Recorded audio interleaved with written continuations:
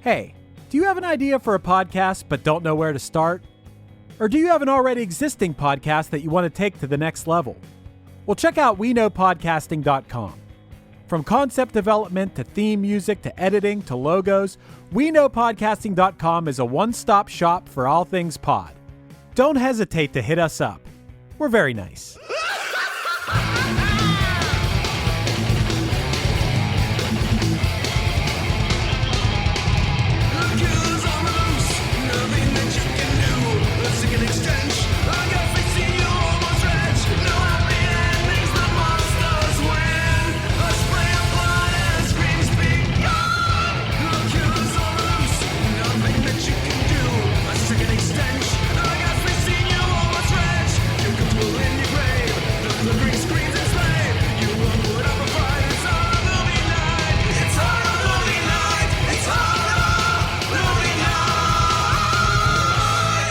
Hey everybody, and welcome to another episode of Horror Movie Night. We gave Kyle a week off, and we're joined instead by the host of one of my favorite podcasts, Before My Time with Gelsey Laurie. But Gelsey, we gave you an option to pick a movie for us to discuss. You sent us a couple options, honestly, and we picked the one that we were most interested in talking about. Wait. But I don't. This is bullshit. You picked this then, Matt, because I didn't see a list. there was a list, and it was Piranha or the musical version of Reefer Madness, and you said, I will not talk about the musical version of Reefer Madness. Oh, yeah. That's not a list. Why That's won't you two talk options. about that? That's one of my favorite films of all time. I wanted to love it because it has so much that I love in it, but the music is just bad. What? Reefer Madness music is so good. That's like what gets me home from drives. If I'm like, I'm going to fall asleep at the wheel, I'm like, sing along time to Reefer Madness. Some people go for Disney. You go for Reefer Madness. Yeah. We decided more appropriately to go with Piranha because it's a film that's before all of our time, and that is a great way to tie into Gelsey's podcast. Ew. For those of you who don't know, Piranha is a 1978 film. It's Joe Dante's first movie. It's also one of the first scripts from John Stiles, and it is basically a Jaws parody. The Universal actually tried to sue them to stop them from releasing the movie. There's a lot of speculation on that. One of the theories I've heard is that Universal realized that Jaws 2 wasn't very good and actually thought Piranha was the superior of the movies and were trying to keep it from getting released in theaters. But ultimately, Steven Spielberg saw an advanced screening of Piranha, said it's the best Jaws ripoff I've ever seen, and told Universal to back off. So Yeah. the only reason that we're able to see Piranha is because Steven Spielberg stood up for the movie, which is more than we can say about a lot of the people behind the making of it. Joe Dante thought it was the biggest piece of trash he's ever made. So. Oh, it's because he had a ridiculous schedule. I think that they shot it in 20 days and he had to edit it in less. I mean, it was total breakneck speed from what I read. Honestly, don't think it was that bad, you know? Like, I guess I think Joe this Dante is the most has... I've ever liked it. like I think as a kid I missed a lot of the dark humor that's in this movie, but the dialogue and the tone of the movie in general is so off. Well, for the Yeah. guy that loves Alligator, this is a perfect pairing with Alligator. Well, it's the writer of Alligator's first movie. Okay. See, I knew a bunch of names, but I did not know that name, so there we go. I did a weird amount of research. I have more notes about the stuff that I researched than anything else in this movie. That's the way that we need to go with this podcast, to keep people entertained. We also need video of this to show to everyone that, you know, it's two weird dudes and then like a normal human being. So But I'm not normal. Yeah, no, it's just Outwardly three normal. weird How's that? human beings. So, Gelsey, let's talk about your history with Piranha. I have a feeling this was probably something you watched as a kid. Yeah, And a you just always teenager. remembered. Okay. Yeah, it was.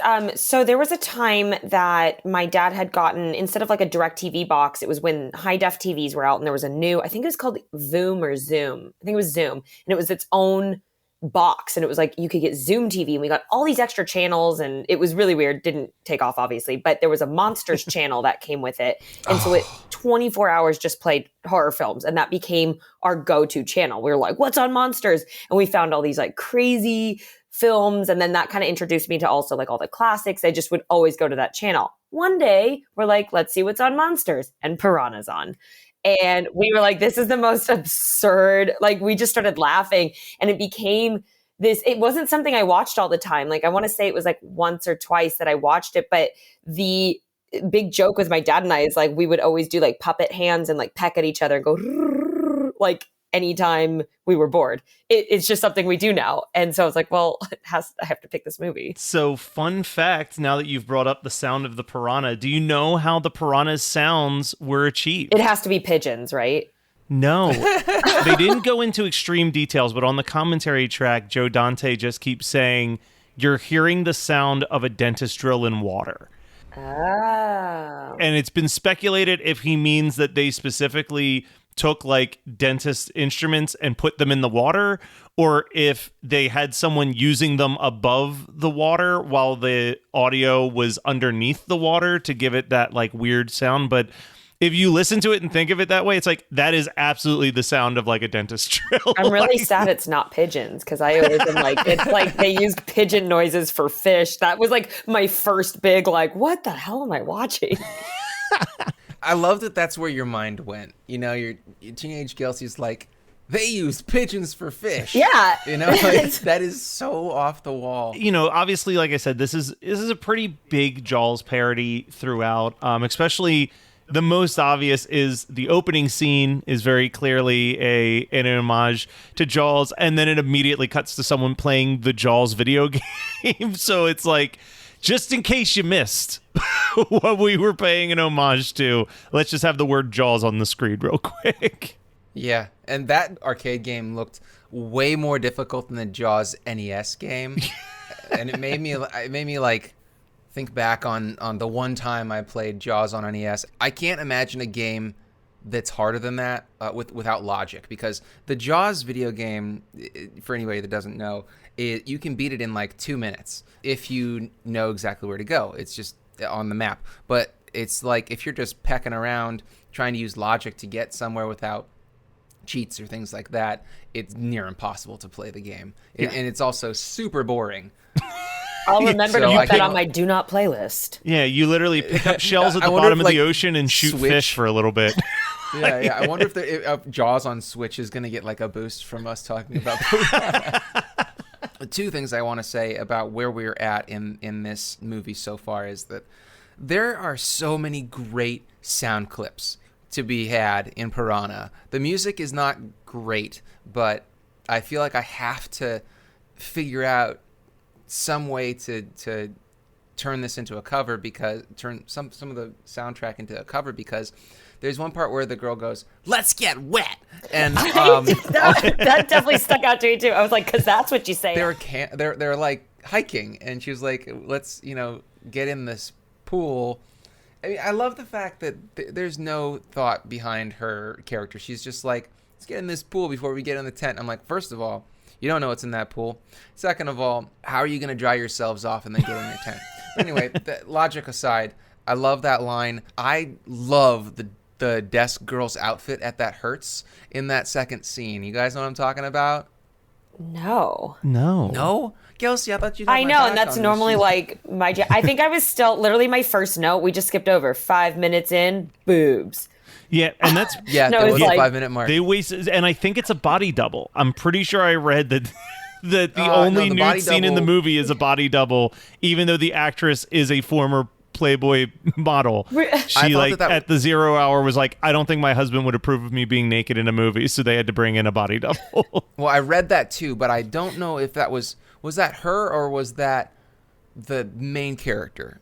Is the main? I don't remember the main don't character think- being I naked. don't remember the main character No, getting naked those are- either, that's but it. when I was reading the trivia, Yeah. I thought that she was the one that had been in Playboy already. It doesn't who really knows? matter, in the grand scheme of things, but I was very confused by that too when I was reading the trivia.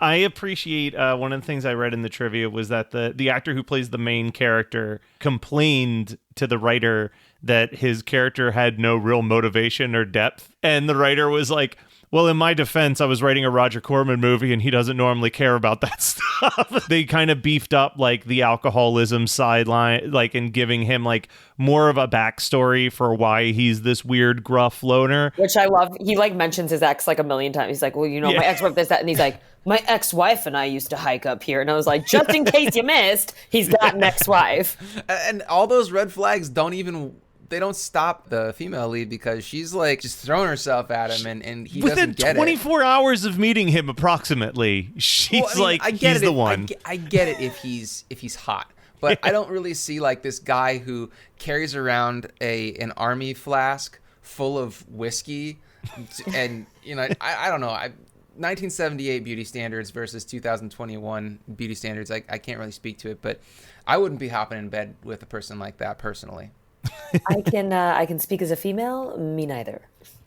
I did think about that because I was like, okay, here's the leading man, and the standards are very different. You watch any 1970s film, and it's the women and men. It's just completely different. And I was like, hair was in, the beards were in, which are kind of ironically hipster style coming back. But I was like, okay, well, I guess for that time. And if you look at his face, he's not a terrible man looking, but just still. He has all his teeth, Yeah, whatever. Let's do it. But no. But yeah, it's just like begrudgingly living in the woods, drinking his life away. Yeah, yeah. I love that she's the flags. aggressor in the situation too. Like he's like completely not even thinking about it, and she's the one that's got to be like, "Yeah, I'm trying to get into bed with you." He's like, well, she's got a stressful job. For those who don't know, She spends her time looking for missing people. She knows how to find dead bodies. She's like, I don't got much time for romance, so I'm going to take it when I can get it. So, of course, because it was 1978, there's a novelization for this movie. And apparently in the novelization, there's a whole backstory to how she became a private investigator, was that her husband ran off, and she hired a private investigator to find him, and became so caught up in how exciting it was to be part of the investigation that she stopped caring about finding her husband and just wanted to do that. I'm a career woman now. Hey, that's progress, all right? The biggest thing that they cut from the movie that actually devastates me, Scott, I want you to flash back to when we did Piranha 2, and Brian swore that this scene was in Piranha 2. They're in the lab, and there's a random claymation fish monster that walks across the table, and that's it. He just walks away. Originally in the script, that creature was going to continuously pop up in the movie, getting bigger and bigger and bigger. And then instead of the like ominous ending where it just like pans to the ocean, you're like, did they get into the ocean? Who knows? It was just going to be a gigantic claymation fish monster appears after they've taken care of the piranha. Okay. I was wondering because I was like, wait, did I just see a little claymation? Like, I was like, what the fuck is this? And then I was like, I'm tripping. I actually had to look up. I was like, am I watching the right version? Because this is not what I think the movie's about. If I remember, like, I double checked because I was like, this has to go somewhere. They can't put all that effort into making this little like claymation creature and then just drop it. And it's exactly what happened. They did. What? They did. They were like, we filmed this much. They filmed that as a tribute to Ray Harryhausen. Mm-hmm. And originally Joe Dante wanted to have that whole like more of the monster movie instead of the fish gone crazy angle, but they ran out of money for the special effects. Now, what I read was that the special effects were $50,000, or was that the whole? Wait a second, let me see. But the score cost $10,000, and I want to know how much that exploding boat cost, because I feel like so much could have been saved from that, and they could have used it for the fish monster. And there was like nothing that did not do anything for the movie. It wasn't like, okay, but at least we have this big explosion that just topped it off a notch. I kind of was like, what was that big FX for? Like, why? The only thing I can think of, and maybe this is just because I'm like Mr. Trauma, but I'm wondering if that boat explosion was filmed for something else. No, I don't think it was, because it was on that same lake. That's true. Like they were using for everything. This movie was big, especially for like Roger Corman and New World Pictures. Like, this movie was popular. This wasn't like Carnosaur. You know what I mean? Like, this movie actually did fairly well. It's also 30-year difference between those two, isn't it? Yeah, but I'm saying like Roger Corman's from the 50s on has been kind of like drive-in movie, straight to video type guy. But I think this actually was like a well received both critically and financially in the box office versus what they were used to. What time of year did it come out? Because Halloween came out the same year. And I know this is a little more of like a campy film, but like looked up, I was like, what other horror films came out that year? And I was like, fuck, Halloween. Like what? So it's going up against like an all-time classic. But what the question I wonder is, how did Halloween do at the box office? It might not have had as big of a release as Piranha. I don't know. So here it is. Here's the breakdown. A few things, actually, that I just found. Okay, so it came out August 3rd. So it was a late summer movie. Perfect. Scott, the music's done by Pino Dangiano. I don't know if I'm pronouncing that name right. But I don't know why you even tried. Yeah, but it's the guy who did all the music for Tourist Trap. Oh, nice. So it was made on a budget of $600,000, and it made $16 million at its run. What? Okay, so then that means that special effects did cost $50,000. Yeah. And they didn't even have enough to do any more than that one stop motion scene.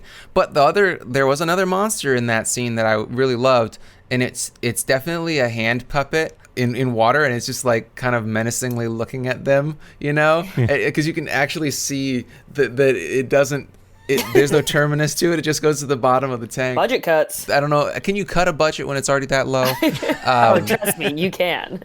But I loved that character because he reminded me of, you guys know Snake Mountain, right? From the He-Man toys back from the 80s. Oh, yeah, There was I think it might have, was it a snake or a rat's head that you could like talk into, and it had a sound changer in it? I don't remember that part because I never could actually get the mountain. I just would admire it at friends' houses. Oh, I did. I only played it at friends' houses, and then I remember finding one at a garage sale when I was in high school and getting it for no apparent reason, and then donating it as soon as I graduated from high school. It made no sense. In college, I used to, if I would find light brights at yard sales, I would pick them up and then just put statements on them. But I hope that there were things like that, you know, hang in there. I was just saying like positive motivational quotes all over in light brights. Tomorrow's another day, Kelly. So the other story that I had read, Scott, I think you probably read the same IMDb trivia page that I was reading, but I'm sure. Joe Dante was talking about with this movie and a lot of the other Roger Corman films at the time, they would submit the movie to the MPAA. They would get the notes on what they needed to cut. So then they would cut all those scenes and resubmit it and get the R rating, and then immediately put all those scenes back in and ship the movie to the theaters with the R rating approval from MPAA, because they're like, they didn't care about our movies enough to double check once they were in theaters, which I think is pretty cool. But I want to talk about the camp counselor, the main head of the camp. The asshole? Oh, he's the best. Scott, it's Paul Bartel. It's not just the... That's what I was going to say. We're talking about a serious We're talking about a here. B actor from such films as Chopping Mall and Gremlins Eating 2, Raoul, The New Batch. Raoul, right? Eating Raoul. Oh, but also, we don't have just one famous B-movie actor in this. We have two, who was also in the Gremlins franchise. Yeah, we get Dick Miller as in here. The asshole camp counselor is so fucking fantastic to me every time. He's like, I was like, oh my god, who put this man in charge of children? I know, that's what I love about them. him so much. I love him so much. He's such a douchebag. He's bullying the children to go swimming. Yeah, and I think that at one point, is he the one that says like, sober up, Grogan, and fly right, which is not something that anybody in 1978 would say, maybe in 1948, but fly right hasn't been cool in a long time. He also Sorry, gets, Paul Bartel. I think, my favorite attack, because he's the only person where the fish jumps out of the water to get to them. And that shot of it just flying into his face. But that scene where he gets attacked, like, I guess none of the kids actually die, but my God, what a dark, horrifying scene. Like, in what is mostly a, like, kind of goofy Jaws ripoff. Like, that scene as I was watching it, and you have like the one kid who's trying to balance himself on top of an inner tube to keep himself out. Like, I was like, man, putting myself in the mindset of like, all right, let's buy that this is something that's really happening. That is the most horrific moment in the entire movie. I literally wrote kids traumatized. I was like, just a bunch of kids that now in 20 years are going to be the generation of beating their wives or something. Like that. Yeah. That's a deep-seated trauma. That might have had a little bit more to do with, lead poisoning in the 70s and not necessarily, being No, it was a cast about member of attacked Piranha. by piranhas. They were like, I also that scene also has a shot that I don't think I really paid much attention to when I saw this as a kid, but like as an adult, I think is a really horrific and kind of beautiful shot for how simple it is, which is the one camp counselor that you actually like, who is a sweet person, just being pulled underwater with what is basically just a bunch of paper mache fish taped to her. But like the way that the blood is kind of coming out as she's just kind of swimming off, like it is a really well shot. Like it's like stuff like that where you're like, there's the Joe Dante we like. yeah, I love the way it was filmed. They're just dramatic look away as she just like sinks. For every scene like that in Piranha where the editing is good, there are like 3 scenes where someone is getting eaten by fish and all they can do is show literally one cell of the person's face and then one cell of the fish, and it is absolute terrible editing. So it's not a great film. Most of the fish attacks is just, let's throw some red dye in this water and put a bubble machine underneath it. Like it's I love it. It's so Evil Dead. And the pecking, because there are definitely birds. Because they're that's what they're sounds. pecking, and it's a pigeon sound. They are underwater pigeons killing people. That's into it. Ask any zoologist and they'll tell you the piranha is the water's pigeon. Yes. So You're like, get away. the old man at the pier also used to always bother me just because he seemed like a nice enough guy. He's just sitting there talking with his dog, telling him jokes. Oh, no. What's not to love? His river speech in the beginning where he's like, the river's my friend. I swim on it.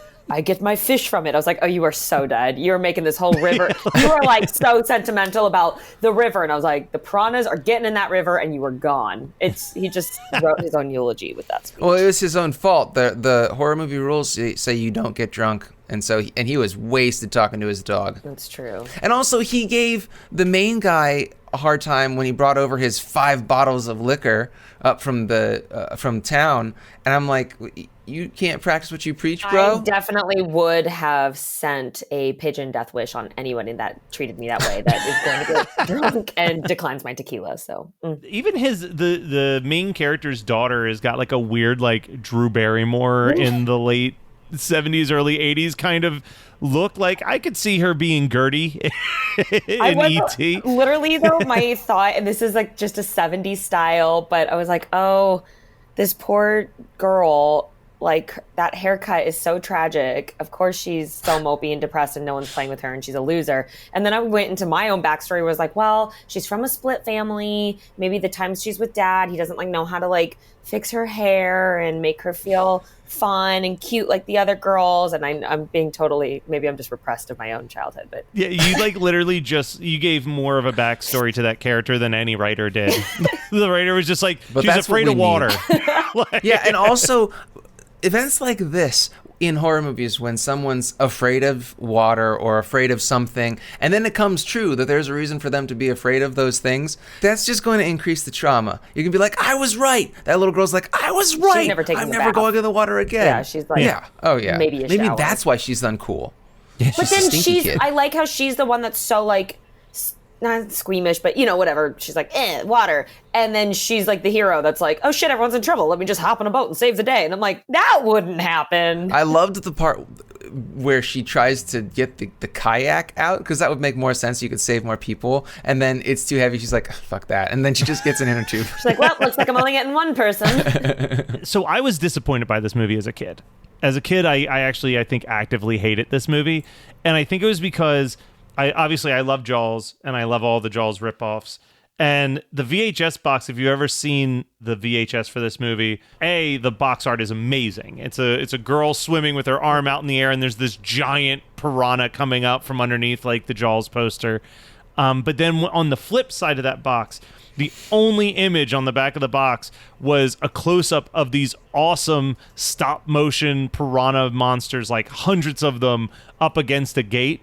And that scene is either not in the movie at all or shows up in such a flash that you barely notice it. So when I was watching this movie, I'm like, it's just a bunch of paper cutouts. Like, what the hell is this? Like, whenever they would show like a school of piranha, there was more than one of them on shot. It was just like hey, here's a giant sheet of fish cutouts that we have. Let's just kind of drag them through the water real quick.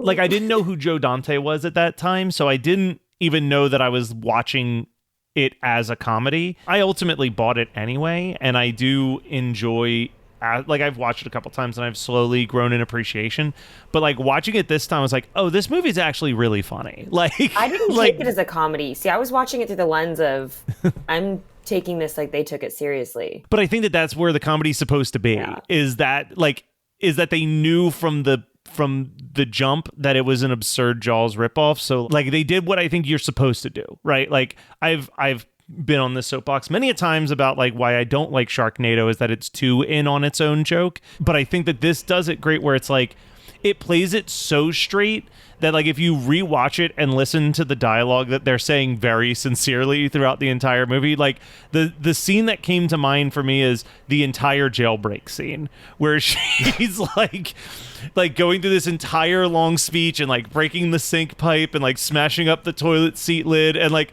basically doing like a borderline like MacGyver type escape situation, but it's like very sincere, and the whole time the other guy's just like, what the fuck is going on over there? Like, I had a problem with that scene. Oh, let's hear about it. I don't like when people get hit in the head. I don't know if you know this, Scott. I just suffered 2 concussions this summer, and I'm 5 months into like a really bad long recovery. And I have a lot of PTSD from it.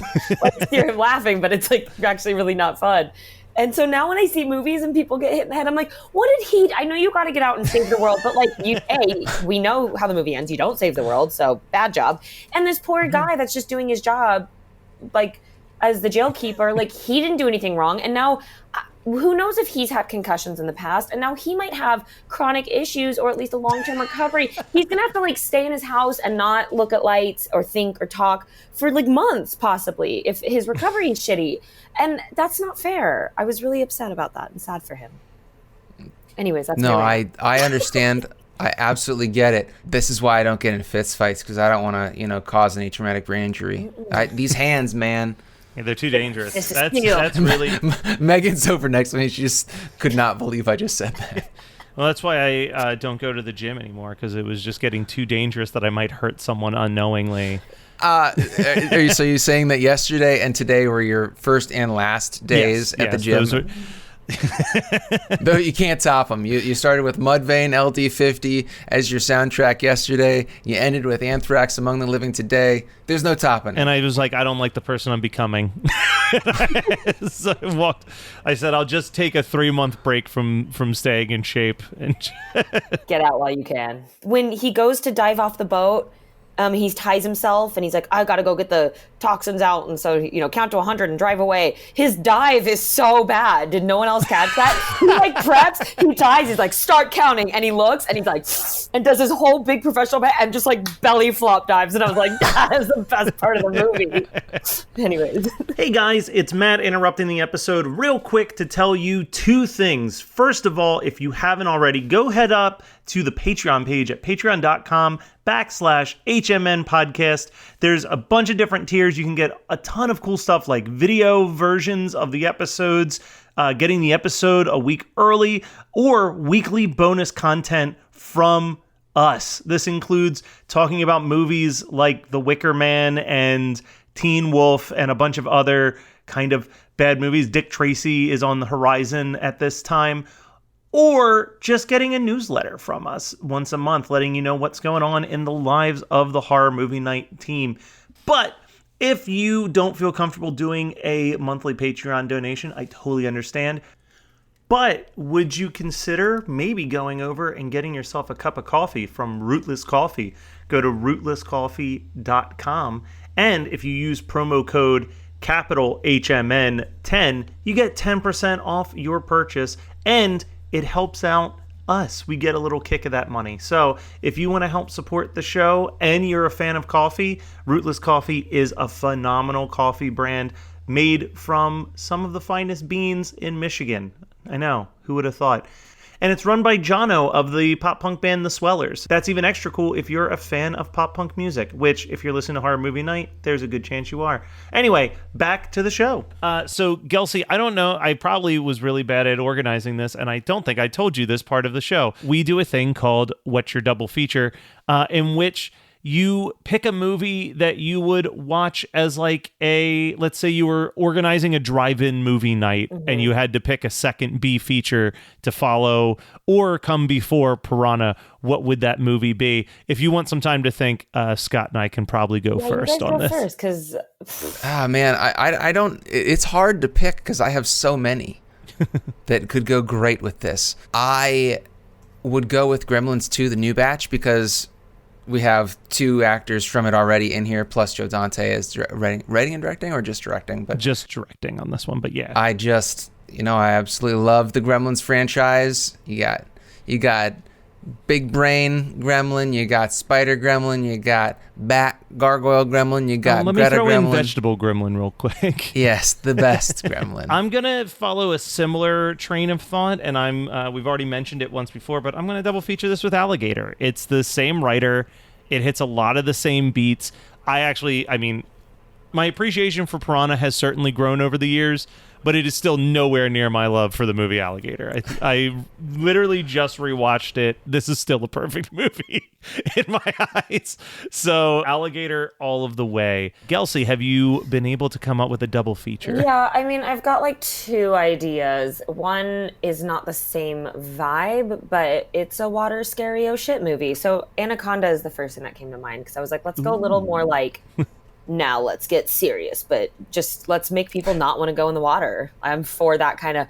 And then Jaws 2, I don't want to pick Jaws because I feel like that's an easy cop out, but little side fun story. So I used to live in Vegas, and they have Lake Las Vegas, and during the summer they do movies on the lake, and they have a big projection screen, and you can rent inner tubes and you sit in the lake and watch a movie. And I did it for Jaws 2, and it's like pitch black out and the water's dark and you're just like in inner tubes with your beer watching Jaws 2, and it was super fun. All right, and now the final part of our show. What have you been watching lately? Where we all just chime in with something that we've watched recently that we want to say, hey, maybe you should check it out, or maybe you should avoid this. Gelsey, as our guest of honor, I would like you to go first. And also, while you're doing it, maybe tell people about this podcast that you do. Oh, yeah, casual. I will. So, yeah, I just watched a movie on a flight recently, and then I rewatched it 2 nights ago with my family, called Blithe Spirit.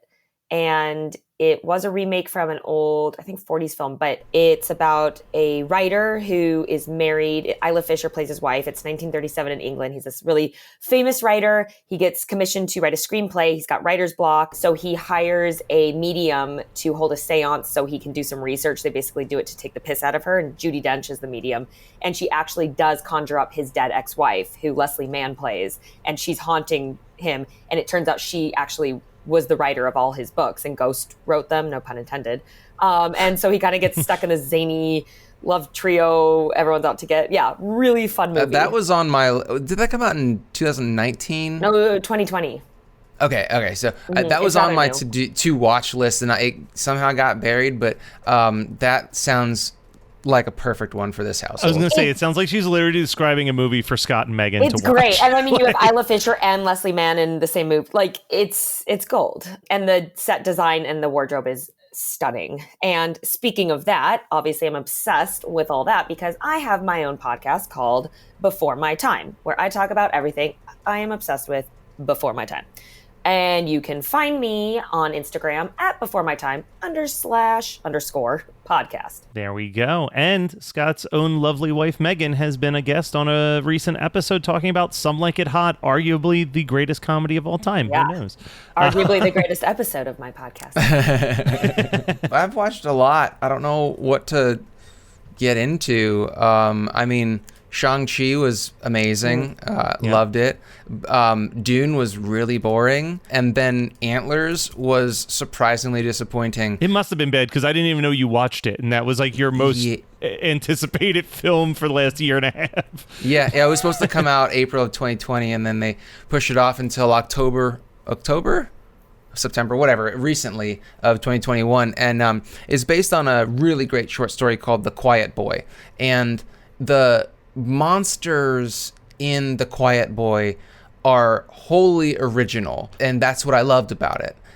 And then they really watered down and simplified what the monsters were in Antlers, and I hated that because I knew that they were. I mean, I could tell. You can tell from the original trailer if you watch it that it's a Wendigo. It's not like a brand new kind of monster, which really disappointed me. I feel like they kind of blended what the original monster was with the Wendigo, and I don't know if it was to try and keep the internet off their back, or if they really were being progressive about it, or not even progressive, but being, correct about the way they went about discussing the Wendigo. But they had a first people's person explain what a Wendigo is, but it's also a very, very short explanation. It wasn't paced well. It looks great, but it's got a lot of CGI that could have been more practical.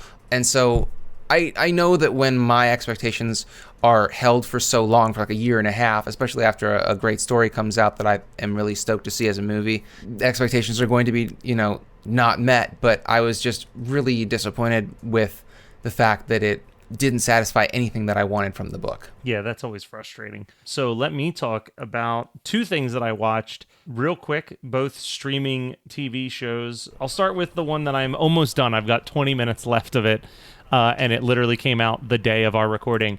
But I watched season 2 of Tiger King. I knew you were going to say that. My It's God, on your you Facebook smashed post through today. it. I was like, you're going to say Tiger King. It is not as insane as the first season, but it's weird. I was trying to explain it to someone where it's like all the familiar faces are there, but it's more of like almost a borderline condemnation of like the insane internet response to everything, and the people who are like going out of their way to like try to pardon Joe Exotic and kind of mocking them and their like dumb pursuits and stuff like that. But the highlight of the whole show, if you only watch one moment from this season, the children of Carol Baskin's missing husband hire a psychic investigator to try to find where Don was murdered. And this dude is such an overacting shyster throughout his like 5 minutes of screen time that I'm just like, oh, for God's sake. It's like one of those moments where you're just like, Jesus Christ, some people are fucking awful that they just take advantage of grieving people the way that this dude is very clearly doing. But what I would say to go out and watch, which Gelsey has recommended to me, my friend Lauren recommended to me, multiple people have recommended it to me, Only Murders in the Building, absolute blast, hysterical, weird, like Steve Martin Short, Selena Gomez doing like a borderline Marx Brothers type movie, blend it with like a murder mystery a la Clue, but all among the guise of like starting your own podcast. So just a perfect show for me. Cannot wait for season 2. I've got a lot of questions. Yes. Same. But yeah, Can't wait. absolute blast. Loved it. My friend showed it to me on a Friday, and I was done it by Saturday. Jeez. I think I did. You texted me and I texted you back and I was like, oh, so what do you think so far? And you're like, it's been 16 hours since I texted you and I'm finished. I was like, oh, yeah, casual. Never mind. How did you like the sleep. entire series? All right, well, that was Piranha from 1978. Thank you once again, Gelsey, for joining us. Go and check out Before My Time. I hear her producer is very nice. We will be back next week. We'll be back next week with even more horror movie night goodness. In fact, next week, you might be getting something that we never normally put on the airwaves, which is an unedited, raw, live episode of us talking about a Christmas horror movie. Ooh, very exciting. All right, and we'll be back next week with more horror movie night.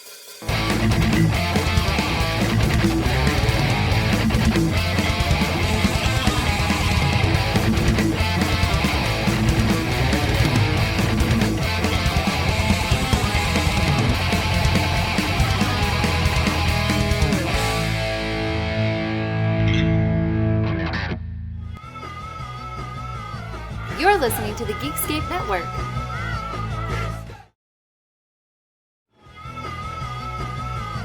You're listening to the Geekscape Network.